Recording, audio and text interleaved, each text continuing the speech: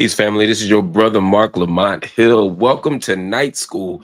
Every night here on the Marc Lamont Hill official YouTube channel, we host Night School, where we break down the most controversial topics, the most engaging debates, the most interesting subjects going on in the world today. And tonight is absolutely no different. It's good to see y'all here. We got started a little bit later tonight. I was at Fordham University this evening giving the Barbara Jackson lecture. And I spoke about social justice and equity and education. It was a great opportunity. Salute to the great folk at Fordham University for giving me the opportunity to talk about these issues with such care and seriousness.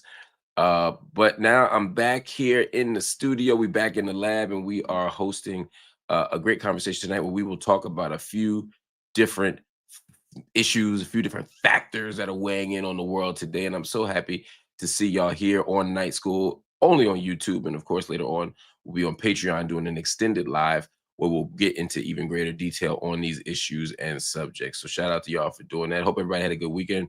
It's been crazy times. But hey, my Sixers are undefeated, 3-0. I don't watch too much football, really any football, but the Eagles seem to be back on top and they beat the Giants.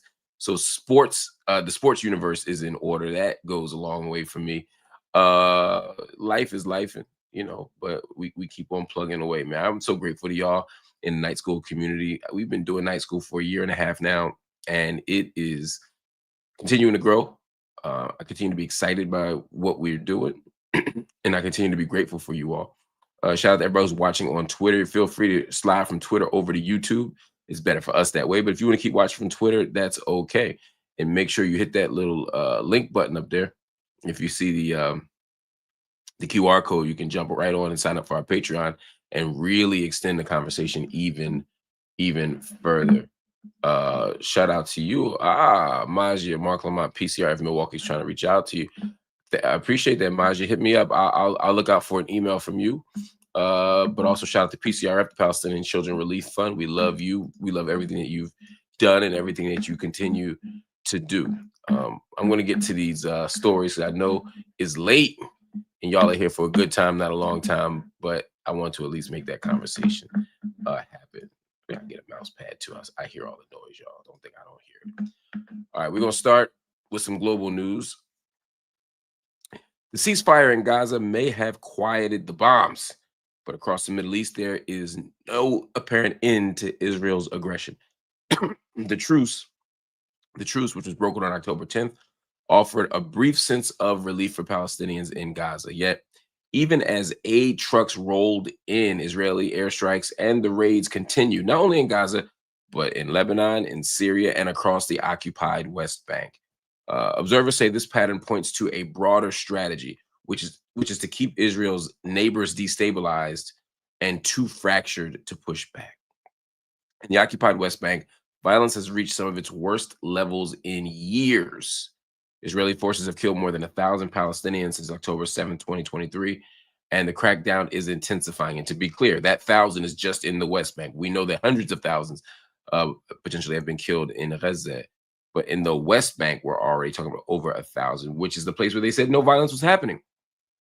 This week, settlers and soldiers have been harassing and arresting Palestinians who are trying to harvest olives, which is a crucial source of income for many Palestinian families.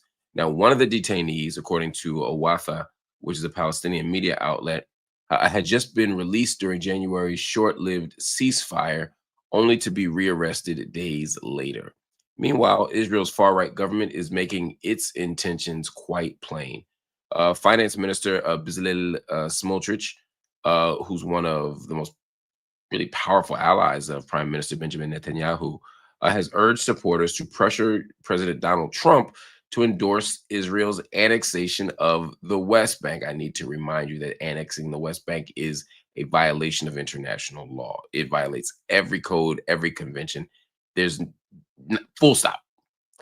He's also called for Israel to formally declare sovereignty over the occupied territory, a move that, of course, would permanently bury any hope for a Palestinian state.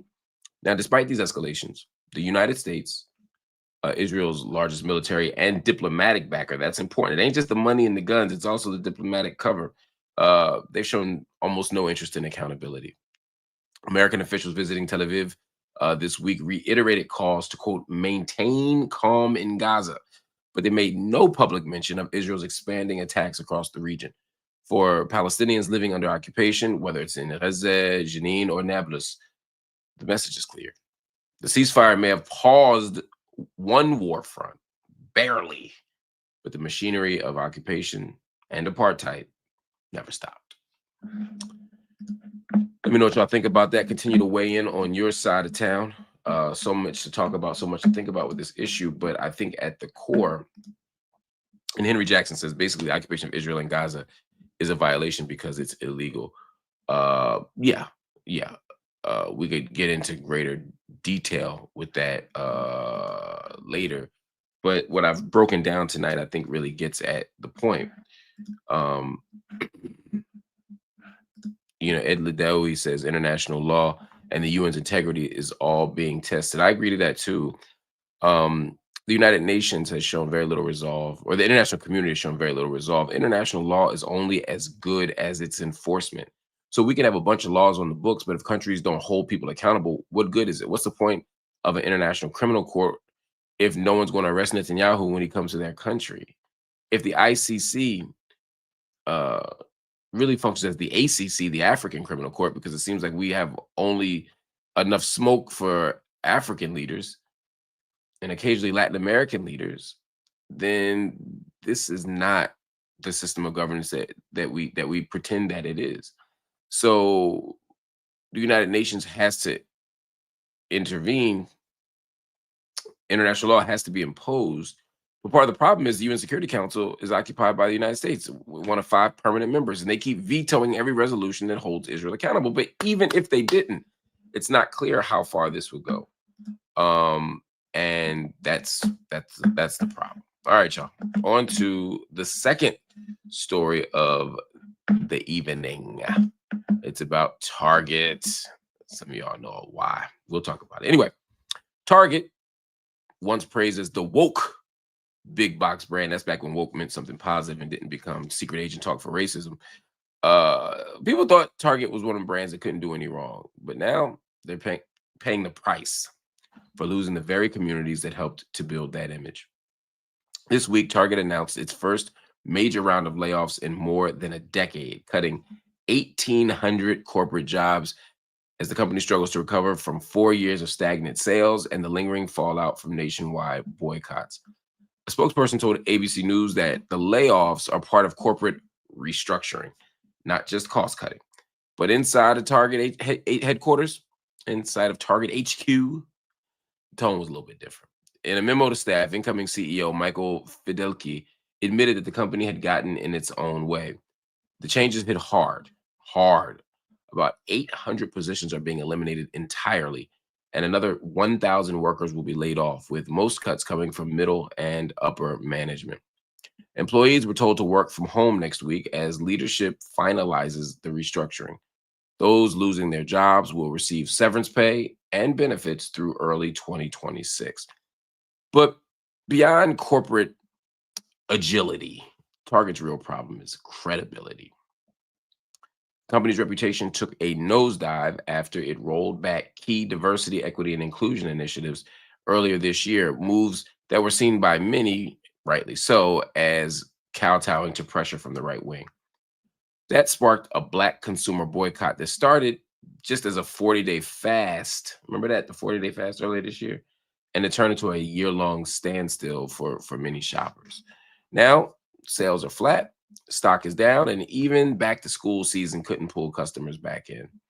Civil rights leaders, including Reverend Al Sharpton and members of the Congressional Black Caucus, have reportedly met with Target's leadership, but so far, from what I can see anyway, those talks didn't lead anywhere. There's one activist group, the DC Boycott Target Coalition. They put it really bluntly. They said the leadership change doesn't mean anything without a culture change. Target needs to see that its commitment to diversity should be more important than bowing to an administration filled with racism, failure, and hatred. So far, Target hasn't shown any signs of winning the public's trust back. That ain't going to be the answer. They can't just ride this one out and think people are just going to end up back at Target. You got Black consumer spending topping $1.8 trillion.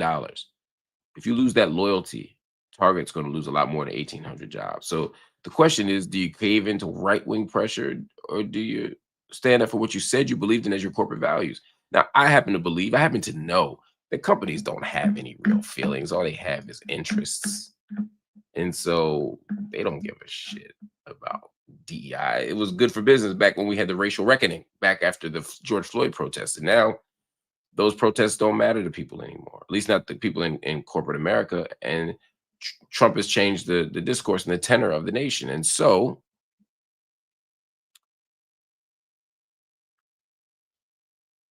Target said, screw it. We don't need y'all. We'll do it ourselves. We'll do what makes corporate sense. We'll do what makes corporate entities happy. We'll make our shareholders happy. We'll make the people applying pressure on us happy. And so they did. They didn't expect that Black folk will walk away. They thought, you might do a 5-day fast. You might do a 10-day fast. You might do a 20-day fast. But what you're not going to do is stay away. Adrian 2025 writes in and says, Target don't care about Black people unless we are on the time clock there or spending our money. And even then, they don't really care about us on the time clock or as shoppers. They pay attention, they exploit it, but they don't care. Their market cap was heavily impacted. I may be wrong, but CEO was just reassigned to board, less visible position. At the end of the day, these reassignments, these redirections, and I don't know the answer to that question about the board, but whether it's true or not, the point is they didn't do anything fundamentally different. They thought they could wait us out.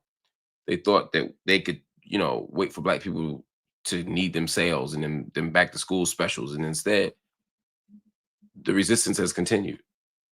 And the continuing of that resistance has been key, has been crucial, has been critical to keeping the pressure on Target. Now, I don't know if Target's the best, pardon the expression, target for this kind of protest.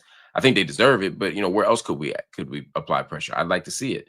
Not instead of Target. I'm not saying you get your priorities wrong. I'm saying in addition to this great tactic and great action, political action, let's build on the momentum and see what else we can do. In theory says, is this an avenue to allow a Black-owned store to replace Target and compete with Walmart? Now that's a question, right? Is it enough for Black folk to just resist and protest Target? What would it mean for us to offer or produce a replacement that actually help keep Black spending inside of Black communities? How interesting would that be? Boss Player put it much simpler. All my analysis was summed up by Boss Player 94. Target didn't believe that fat meat was greasy. They effed around and found out. And that's right. It's that simple. It's really that simple. All right, y'all. Let's get to another piece of news. And this is an important topic, an important subject that we need to get at as soon as possible, because it's the most urgent thing going on in the world today. No, I'm being sarcastic, but the Diddy updates will continue because I do think they're important and they're a story. It's a story that people care about, but also to me, it's always a signpost of a bigger conversation we need to have, not about pop culture, not about Diddy, but about the world and about the society around us. Let's get to it. Sean Diddy Combs, one of hip hop's most powerful figures, is expected to spend just over 3 years behind bars after being sentenced to 50 months in federal prison. Now, according to the Bureau of Prisons, Combs's projected release date is May 8th, 2028. The time he earned while awaiting trial cuts the sentence down to roughly 3 years, but the impact of his fall from grace is expected to last much longer. Combs was acquitted on the most serious charges, racketeering and sex trafficking, but a New York jury found him guilty of violating the Mann Act. That's a federal law that prohibits transporting people across state lines for prostitution. Prosecutors accused Combs of using his fame, his wealth, and his network to pressure women, including his ex, Cassandra Ventura, better known as Cassie, into drug-fueled sex parties, what they called freak-offs. Now, during his 8-week trial, prosecutors described a pattern of control and manipulation, arguing that Combs treated women like property and used his empire to silence them. His defense team didn't deny that violence occurred, but insisted it was, quote, domestic abuse, not human trafficking. Do you know how bad your situation has to be when your defense is, oh, I was just engaged in domestic abuse? I mean, this was literally his defense, which in many ways was technically exculpatory, but did not do anything to win him any favors with the jury, and certainly not the judge. Speaking of the judge, Judge Arun Subramanian told Combs at sentencing, "You abused the power and control with women you profess to love. You abused them physically, emotionally, and psychologically." Now, Combs, who did not testify in his own defense, apologized in a letter to the court, saying he was, quote, sincerely sorry for the pain that he caused and blaming his downfall on drugs and excess, quote unquote. The judge also imposed a $500,000 fine and a 5-year supervised release. Now, once Combs is free, he will face strict conditions, including drug testing, mental health counseling, and unannounced visits from his probation officer. Combs's lawyers say they plan to appeal the conviction, arguing that the Mann Act was misapplied and that the jury was swayed by media coverage and public outrage. Now, this is such a fascinating thing. We all knew what Diddy's sentence was going to be. So seeing the release date in the federal system in many ways was a technicality. It was a kind of coda to this story, but it wasn't anything that we didn't already know. That said, there are some interesting pieces to this. I think for a lot of people who aren't familiar with sentencing and such, to see that release date was a little shocking. People said, that's all he's getting? Because they're thinking about, sort of how much time is left. There's a good chance it'll be even less than that. Good time with maybe some of the drug treatment programs. You may see more and more time knocked off. As an abolitionist, I approach this a little differently.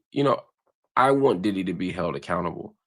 I want Diddy to restore what he harmed and what he damaged. Whether Diddy does 10 years, 5 years, 2 years, or a day, for me, doesn't tell the whole story about what needs to be done and what has been done. So for me, I'm much more interested in seeing what Diddy's doing to heal the damage that was done to Cassie. Not just a big check and a settlement. I ain't talking about that. I want to know what he's done in these other cases. Now, the problem is some of the crime, the sex trafficking stuff, a lot of people see as victimless crimes. In this particular case, we're not talking about trafficking underage kids. We're not talking about, slavery. We're talking about a specific type of harm that Diddy's accused of or alleged to have caused, and a lot of people don't buy it. They think that he's being punished for things that have nothing to do with the crimes that he committed. And particularly, they think that he's being punished for the Cassie video, where he brutally assaulted her. And they're saying, well, that wasn't what he was on trial for. This isn't fair. It's complicated. According to case law, and according to what the legal experts seem to say, there is a way that the crime, that some of Diddy's acts for which he was not convicted are still relevant, or for some of them he wasn't even charged for. But they say it's relevant because it speaks to these other issues. At the end of the day, I'm not a legal expert, so I'm not going to weigh in on that. But what I will say is, accountability has eluded Sean Combs for a long time. And I think the judge was using this as an opportunity to impose some. Again, he said you abuse the power and control with women you profess to love. You abuse them physically, emotionally, and psychologically. He's saying that the evidence is there for that, and so he doesn't want to give him a slap on the wrist. I have some uneasiness about giving someone an unprecedented sentence, as his team is arguing, for or a rarely applied sentence for violating the Mann Act. They're saying it's wrongly applied, but even if it were rightly applied, because again, I don't know enough about the Mann Act to say. What we know for sure is that most people don't get this much time for prostitution. He was accused of sex trafficking. He was not convicted of sex trafficking. He was accused of racketeering. He was not convicted of racketeering. But even those accusations, again, it wasn't. Yeah. The complexity of the Diddy case for me is, in my mind, he's guilty. He did these things. In my mind, he deserves accountability. And if you're operating within the current criminal legal system framework, then he deserves prison. If that's how you believe, again, I'm an abolitionist. I operate from a different framework. But if you believe that prison is the punishment, and you believe that guilty people should get punished, then the Diddy thing sort of flows. The question just is it too long of a sentence? And I think, again, if the penalty is just if the conviction is just on prostitution, I do think that's too long for for a prostitution charge. Not because I care about Diddy, but because I worry about other situations and more vulnerable people who will get sentenced for something that they didn't, or who get punished for something that they weren't convicted of. The judge doesn't have a right, or shouldn't have a right, to say, yeah, I don't like this other thing you did. You're an awful person, so I'm going to apply the sentence that should have gone over there. Over here, we saw this with O.J. Simpson. O.J. Simpson, to me, was a monster. O.J. Simpson, to me, was an awful human being. O.J. Simpson, to me, was guilty. But I still didn't want him to be convicted of, what he do, a 10+ year sentence for stealing his own memorabilia, right? They couldn't convict him on one thing, so they tried to apply it on the other. That's not okay. Again, that system is problematic because it won't just be applied in this singular case of Diddy. It'll be applied all over, and it'll be very, very problematic. I'm with you, Boxy Brown. I'm not losing sleep over Diddy either, but there are other people at stake.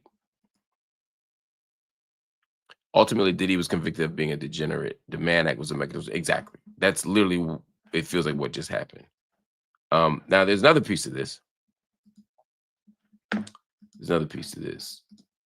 Which is, will Trump pardon him? Trump's team said that it wasn't true. The reports of TMZ and others leaked that Trump was considering it.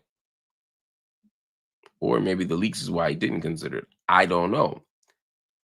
But it wouldn't shock me if his sentence was commuted or pardoned. I don't see a pardon coming, but I could see a commutation.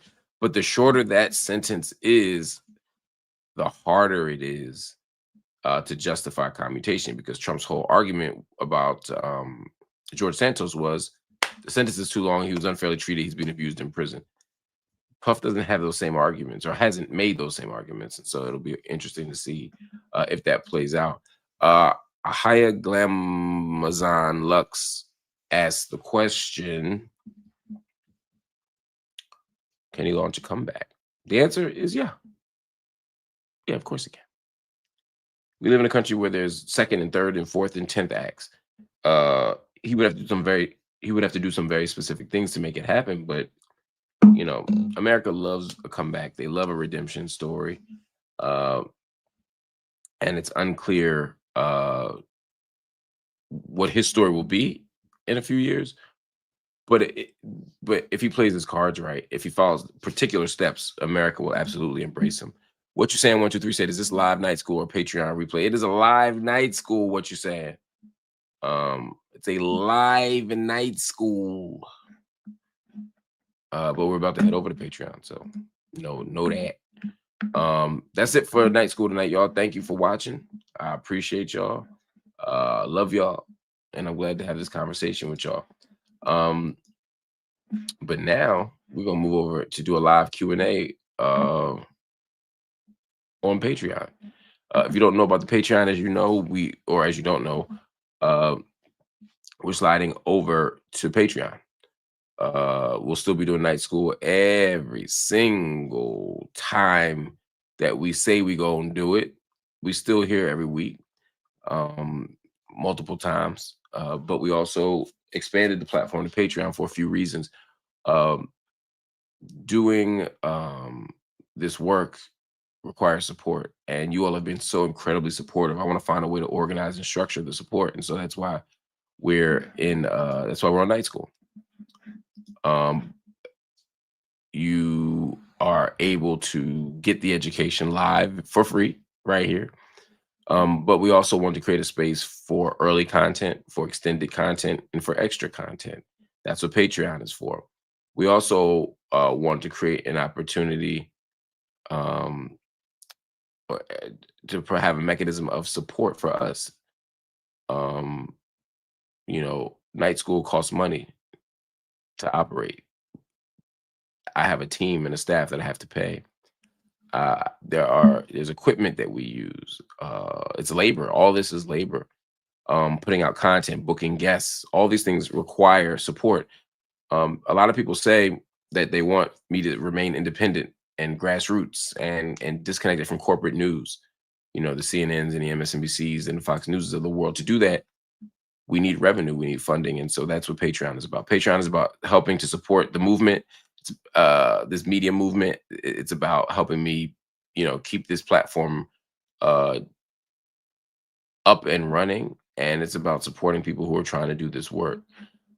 So that's why I ask you all to support me on Patreon if you can. The link is there. Rolando posted it there. You can go to patreon.com. Marc Lamont Hill. Marc Lamont Hill official. You can see it right there. You can also hit the QR code at the top of the screen right over there. And you can also go, there's other links you can find it, but go to Patreon, sign up today, and we'll do a live Q&A for about 15 minutes. Boxy Brown 6900 said is the live Q&A supporter. Tonight it is supporter level. That means anyone who has a membership, anyone who has a paid membership on Patreon can check out the live. All right. I want to see y'all over there in a minute. We're going to talk. We're going to have a great conversation. I'll take some questions for 15 minutes and we'll go from there, man. I love y'all. Appreciate y'all. I will see you later.